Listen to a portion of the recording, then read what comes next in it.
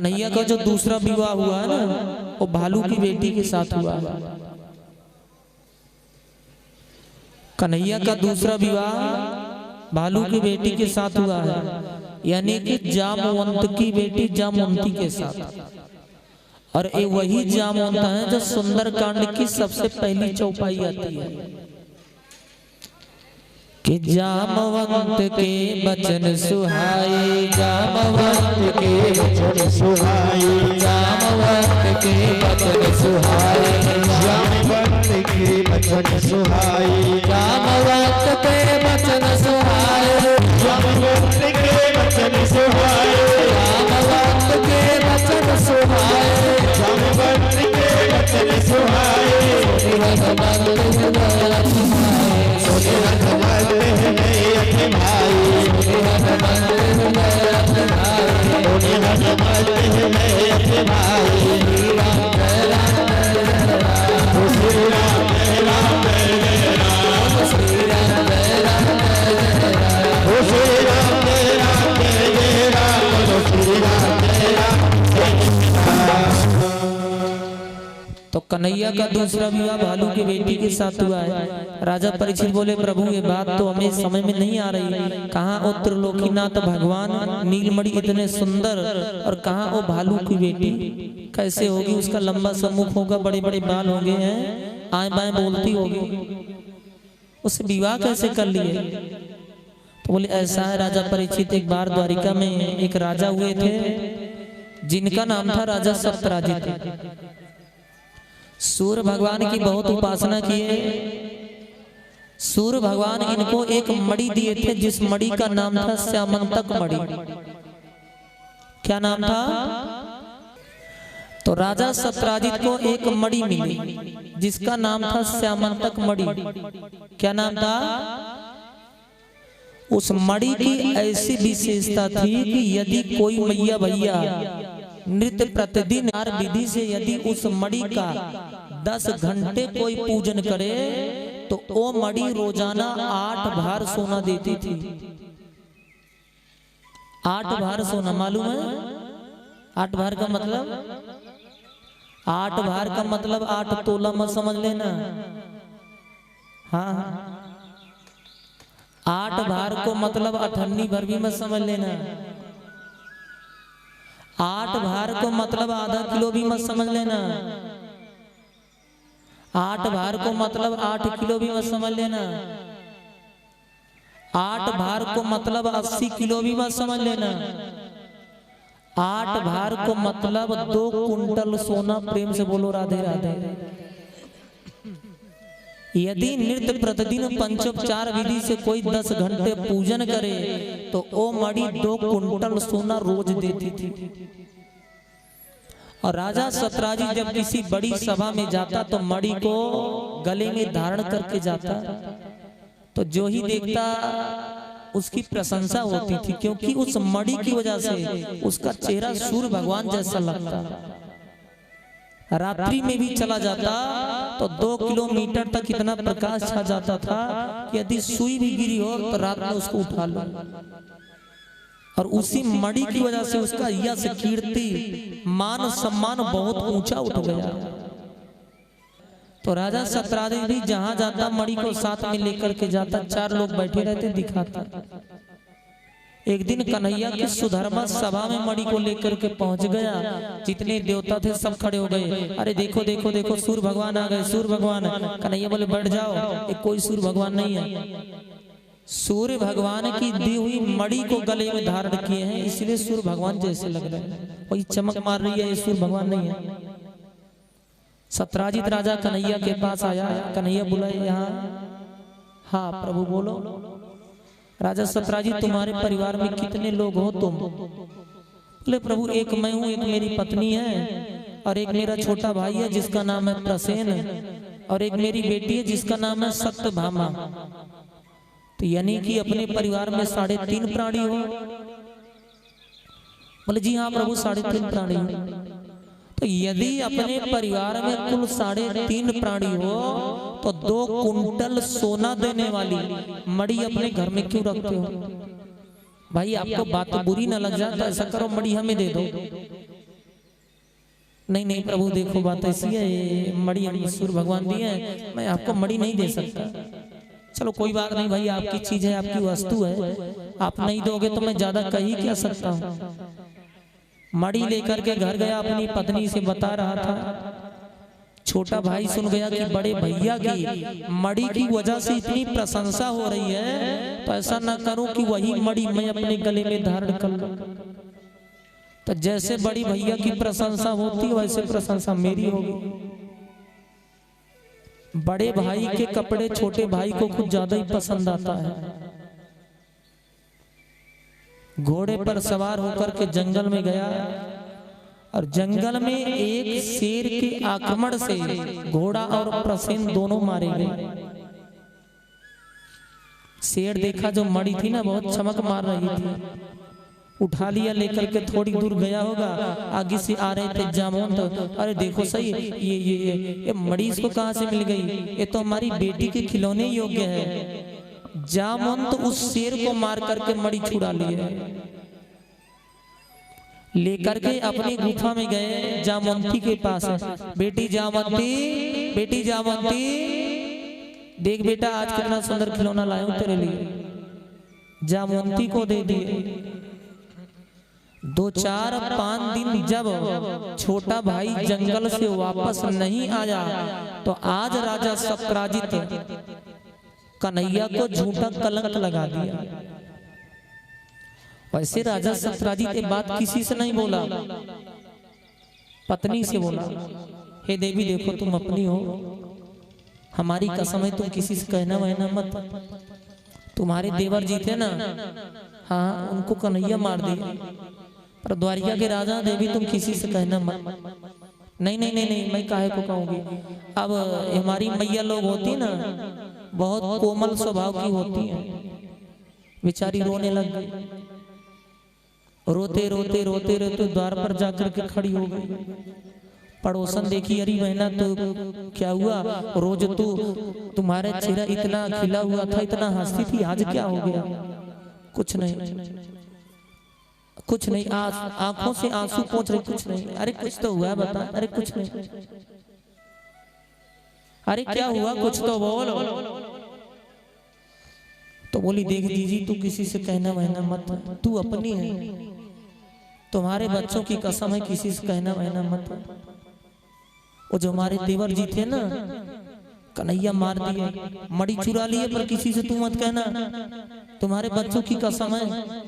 नहीं नहीं मैं काहे को कहूंगी, जैसे तू किसी से नहीं कही वैसे मैं भी नहीं कहूंगी। जैसे तू अपने पेट में रखी वैसे मैं भी अपने पेट में रखूंगी। अब आखिर पड़ोसन 2-4 दिन तक पेट में रखी, अब उसके पेट में दर्द होने लग गया, अब उसको जोर का बुखार आने लग गया। किसी से कहूं, किसी से कहूं, किसी से कहूं। अब जब उसके पेट में ज्यादा ही जोर का गैस बनने लग गई, नहीं सहन हुआ तो पड़ोसन के पास गई। सुनो जीजी तुम अपनी हो, किसी से कहना वहना मत, अपने पेट में रखना।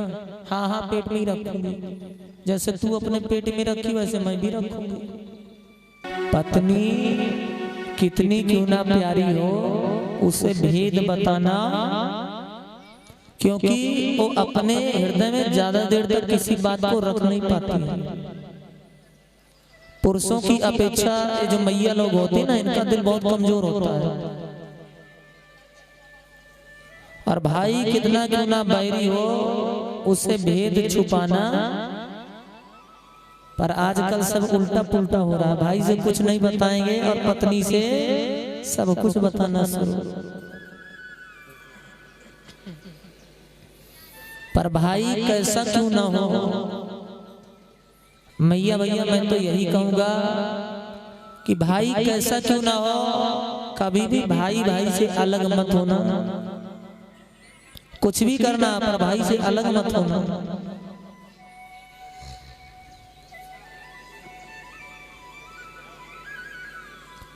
धीरे धीरे धीरे धीरे कानों कान बात फैल गई, कन्हैया के पास पहुंची। कन्हैया को पूरी रात नींद नहीं आई,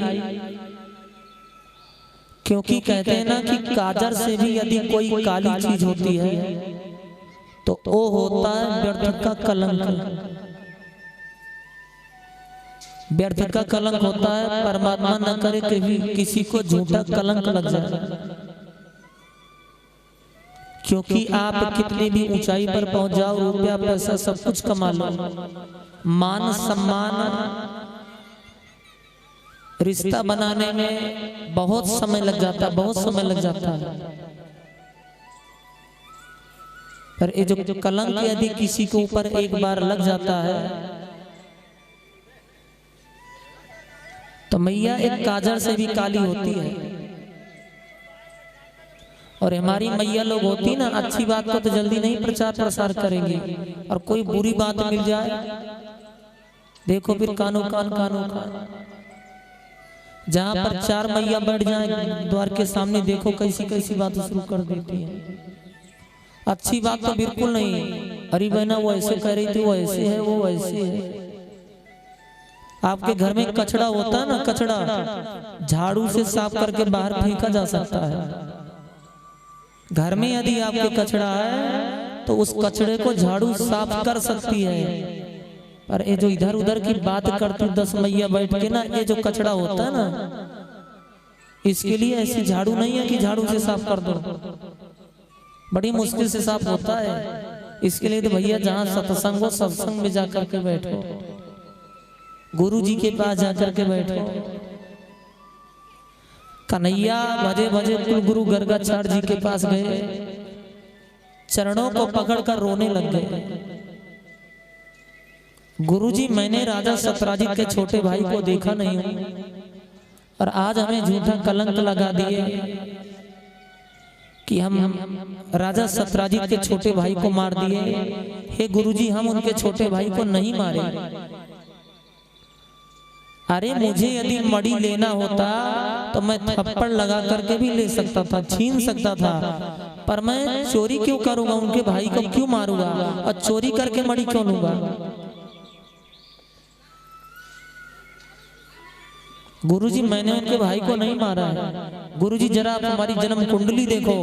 कुल गुरु गर्गाचार्य जी बोले, हे कन्हैया, तूने भाद्रपद मास का जो चौथ का चंद्रमा आता है ना, तू उसको देख लिया है। और ये जो भाद्रपद मास का जो चौथ का चंद्रमा आता है, उसको जो देख लेता है, फिर उसको व्यर्थ का कलंक लगता है। प्रेम से बोलो राधे राधे, और जोर से बोलो। जो देख लेता है उसको कलंक लगता है। नहीं देखना चाहिए, क्योंकि सो परिनार लीलार गोसाई और तजो चौथ के चंद की नहीं देखना चाहिए। सो परिनार लीलार गोसाई, किसी भी पराई स्त्री को नहीं देखना चाहिए। पर भाई एक कैसे संभव हो जाएगा कि महाराज जी हम तो बाजार भी जाते, कथा सुनने जाते, कैसे ना देखें भाई? नजर तो पड़ेगी। पर मैया भैया, ये जो देखने की नजरिया होती ना, आप उसको सही कर लो। जो देखने की आपकी नजरिया है उसको सही कर लो। कहीं बाजार में जाते हो, आपसे छोटी उसको बहन के समान देखो, बड़ी है उसको माँ के समान देखो, छोटी है बेटी के समान देखो। जाओ कन्हैया, हमें मालूम है तुम राजा सतराजित के छोटे भाई को तुम नहीं मारे हो, तुम खोज करो कि मड़ी कहाँ है। कन्हैया 10-5 यादवों को लेकर के वन में गए और ऐसे स्थान पर पहुंचे जहां पर घोड़ा मरा पड़ा मिला, तलवार दूर गिरी थी, परसेन भी मरा मिला, पर वहां पर मड़ी नहीं मिली। चारों तरफ देखे तो वहां पर किसी शेर के पांव के तलवे का निशाना बना था। चलते गए, थोड़ी दूर गए, देखे तो शेर भी मरा पड़ा मिला, वहां भी मड़ी नहीं मिली, पर वहां पर किसी बड़े रीछ के पांव के तलवे का निशाना बना था। चलते गए, थोड़ी दूर गए, देखे तो बहुत बड़ी काली गुफा आ गई भयानक।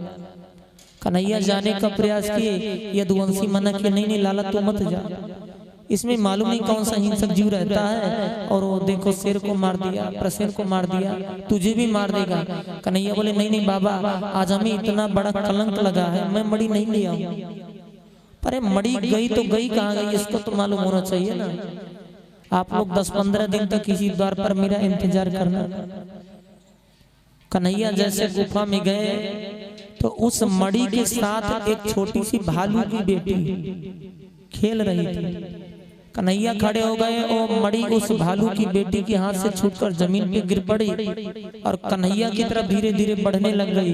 कन्हैया उठाने का प्रयास किए, भालू की बेटी जोर से हल्ला मचाती, अरे पिताजी, अरे पिताजी कहाँ हो, पिताजी देखो गुफा में कौन आया है। जामवंत गहरी निद्रा में सो रहे थे, उठ करके आए, देखे कन्हैया को, बड़ा सुंदर सा स्वरूप, बरहा पीरम नट बर बपू कर्णयो कर्णकारम बिम्रद वासा कनक कपसम भय जयंती क्षमाला रंध्रान बेडू रधर सुधेया पूरी अनुगोपी वृंदे।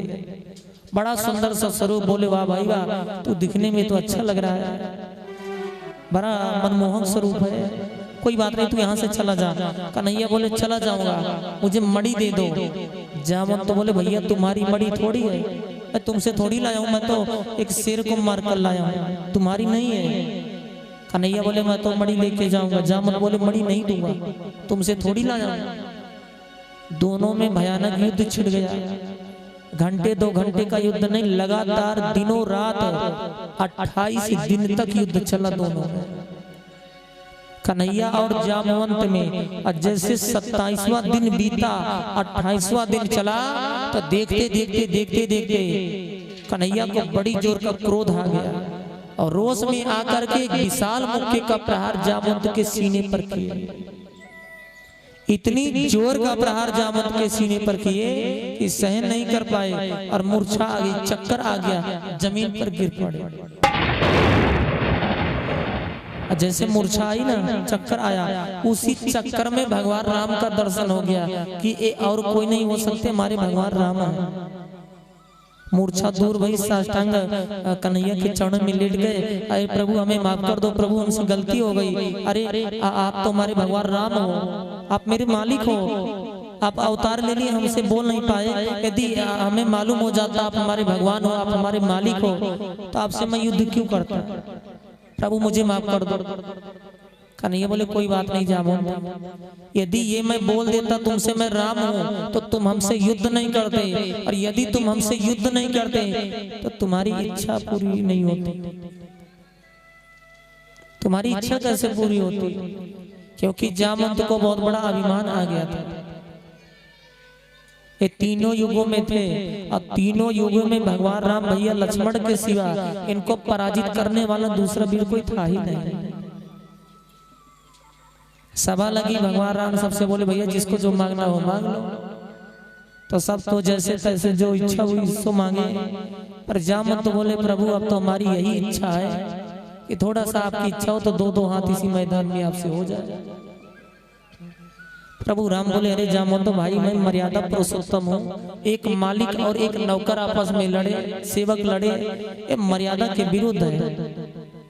मैं तुम्हारी इच्छा अभी नहीं पूरी कर सकता हूँ, पर कोई बात नहीं, तुम इंतजार करना, तुम्हारी इच्छा मैं द्वापर में पूरी करूंगा, तब देखूंगा तुम्हारे बाजू में कितना बल है। और वही आज जामवंत के हाथों की खुजली मिटाई कन्हैया। कन्हैया बोले जामवंत जी और सब तो सब ठीक है, ऐसा करो हमें मड़ी दे दो। बोले क्यों? बोले मत पूछो, इस मड़ी की वजह से कितना बड़ा कलंक लगा है, जल्दी मड़ी मुझे दे दो।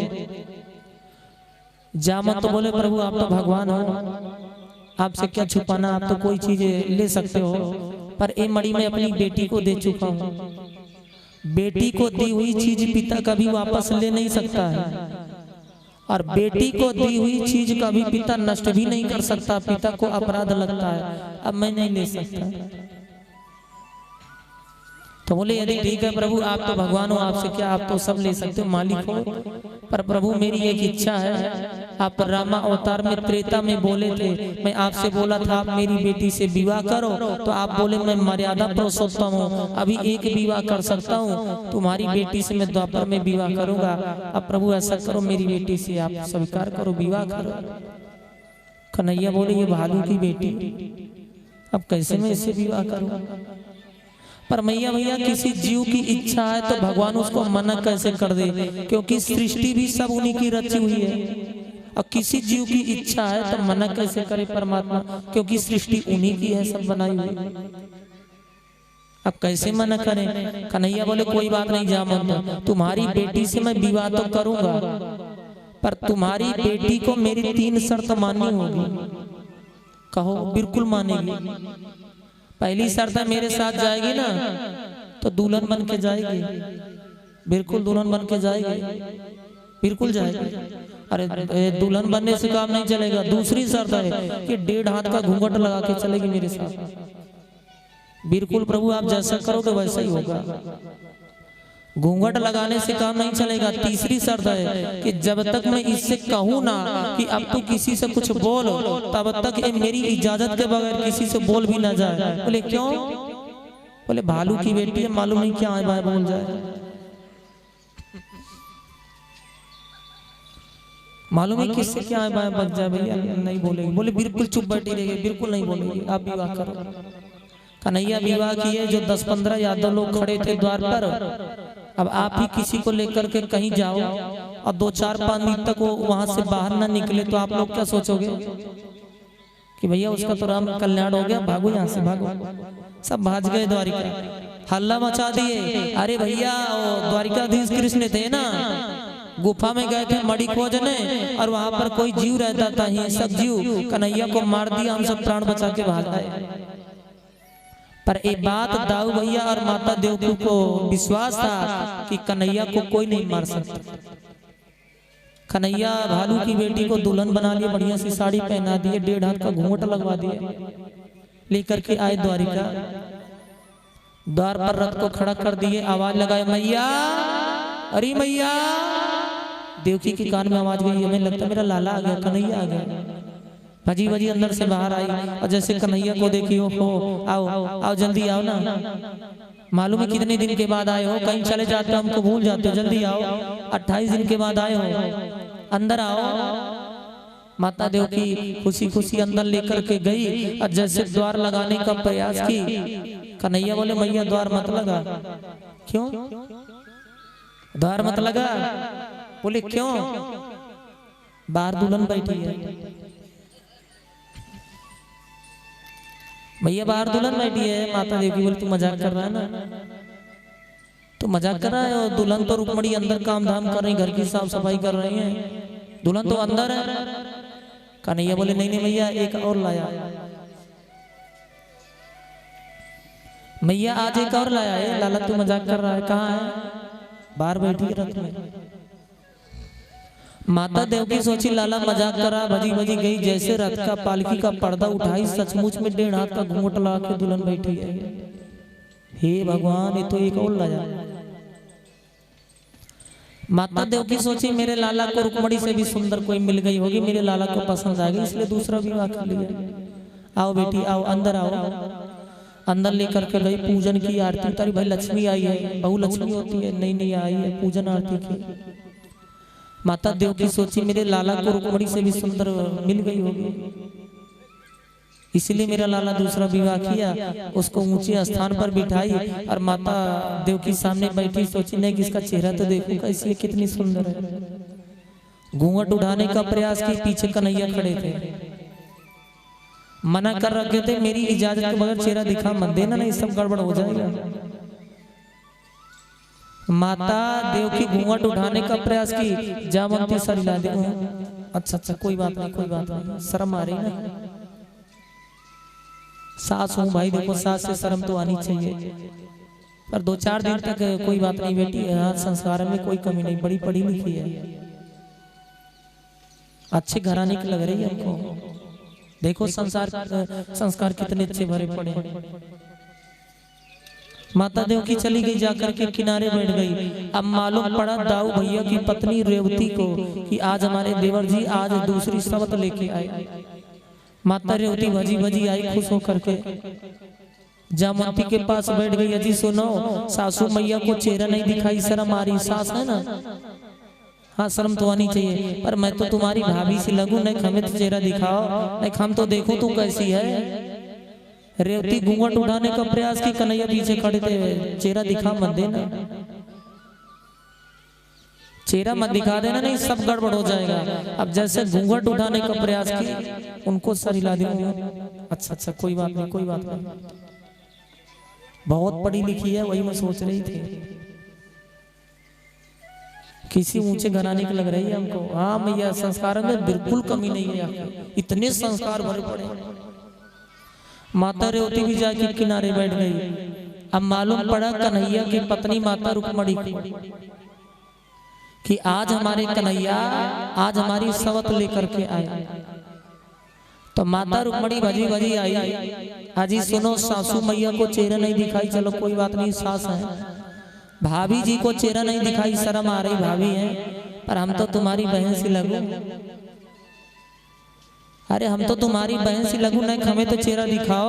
आज देखो तो सही कि इस पूरी सृष्टि में हमसे भी सुंदर ज्यादा कोई है कि आज मेरे रहते हुए आज हमारे कन्हैया को दूसरा विवाह करना पड़ेगा। नहीं देखो सही तू कैसी है। अब घूंघट उठाने का प्रयास की, कन्हैया मना कर रखे, चेहरा दिखा मत देना जब तक मैं ना बोल दूं। जैसे माता रुक्मणी घूंघट उठाने का प्रयास की, उनको भी सर हिला दी। अब माता रुक्मणी को आ गया बड़ी जोर का गुस्सा।